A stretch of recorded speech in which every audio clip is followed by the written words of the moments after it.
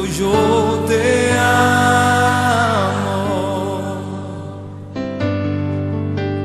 Cristo, yo te amo. No hay nadie como tú.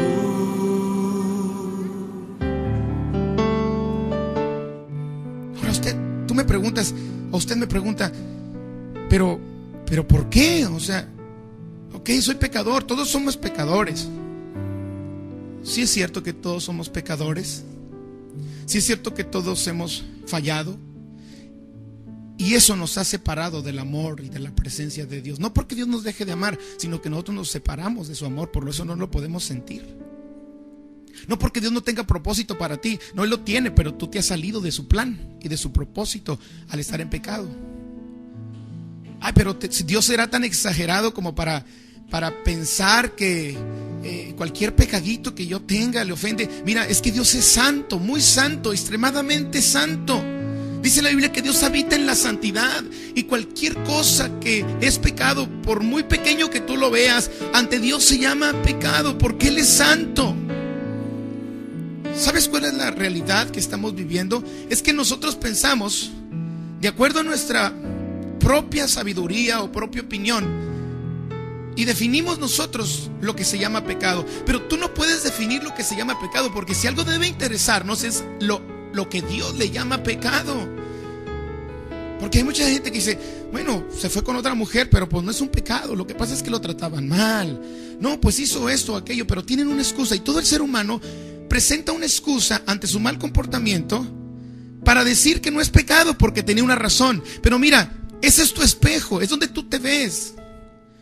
Cuando tú te ves en tu propio espejo, te ves bien, te justificas, todo tiene una explicación, todo tiene una razón. Pero cuando tú vas al espejo de Dios y ves a un Dios santo, muy santo, que habita en luz inaccesible, dice la Biblia, te sientes tan sucio.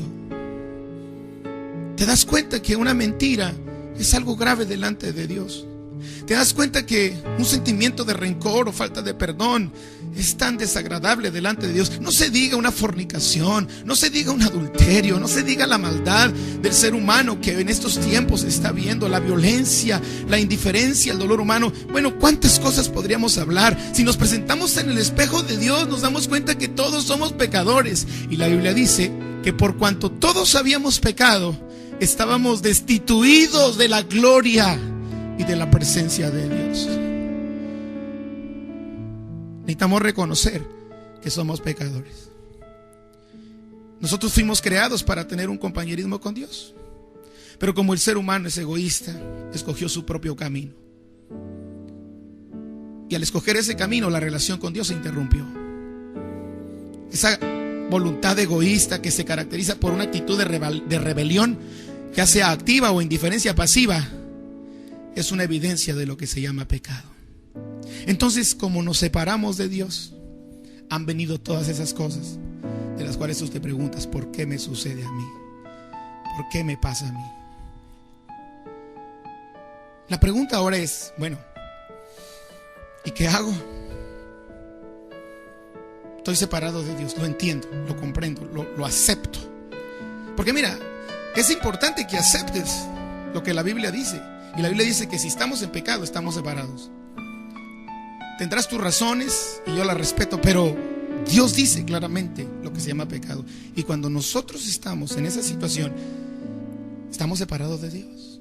Y por eso no se puede cumplir ni el plan maravilloso que tiene, ni el propósito que Dios tiene, y menos podremos experimentar de su amor. ¿Cuál es la solución? Porque qué triste sería que aquí terminara el mensaje de este tiempo que ahora con tanto amor te estamos compartiendo. Viene lo bueno, la segunda parte. ¿Y sabes qué es? Que Dios tiene una respuesta para el problema del pecado. Dios diseñó cómo volver a atraer el hombre a Él. Él no se puede negar a sí mismo. Él es firme en sus principios. Y Él no puede decir, bueno, a este sí lo acepto con pecado y a este no. Él no acepta a nadie que tenga pecado, absolutamente a nadie, porque Él es santo Y Él no puede negarse a sí mismo, lo vuelvo a repetir. Él ya estableció principios que Él mismo nunca va a violar. Cuando el problema se ve de esta manera, no hay solución para el hombre. Y Dios planea una solución, una respuesta para este problema. Quiero decirte que la respuesta para el problema del pecado que nos lleva a la separación, que nos impide experimentar el amor y el plan que Dios tiene para nosotros, se llama Jesucristo.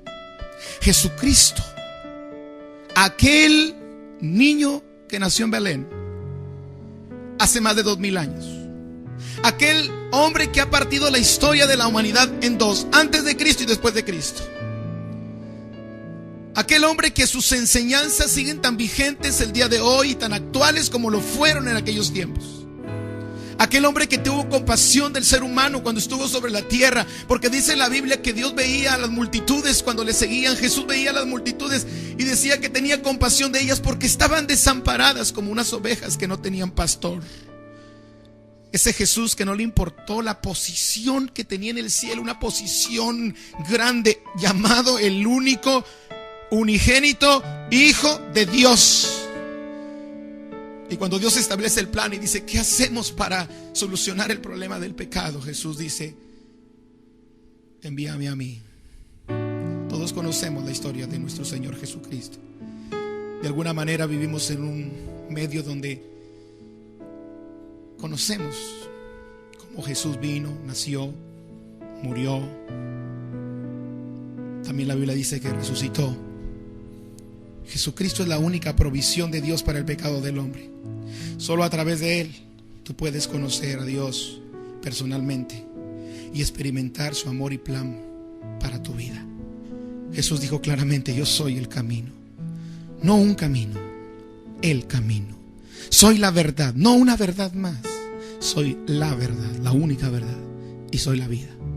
Y nadie viene al Padre si no es a través de mí. Jesús dice, yo soy la puerta. El que por mí entrare será salvo.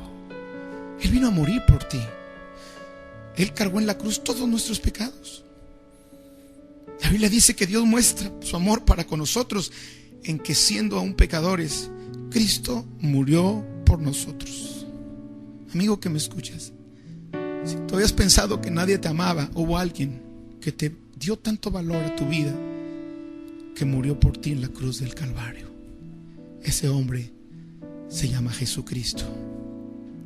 Jesucristo, el Hijo de Dios. Él murió en la cruz, resucitó de la tumba, llevó el castigo de nuestro pecado y estableció ese puente para cruzar ese abismo que nos separaba de Dios a nosotros. Solamente hay un solo Dios y un solo mediador entre Dios y los hombres, que se llama Jesucristo. No hay otra manera de cruzar ese abismo que nos separa de Dios.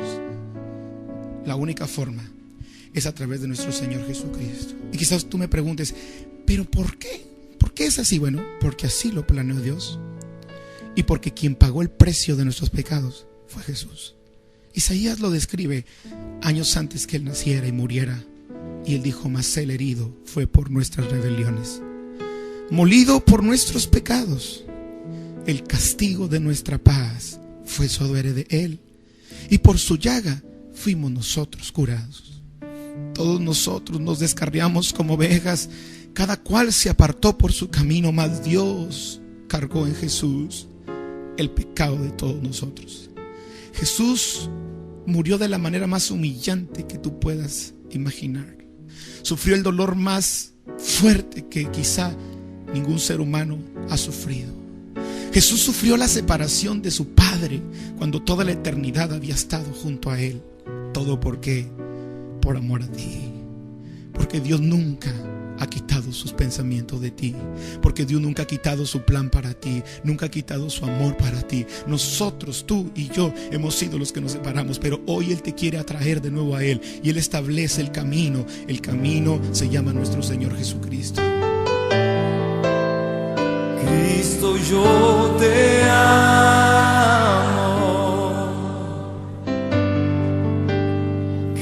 Cristo yo te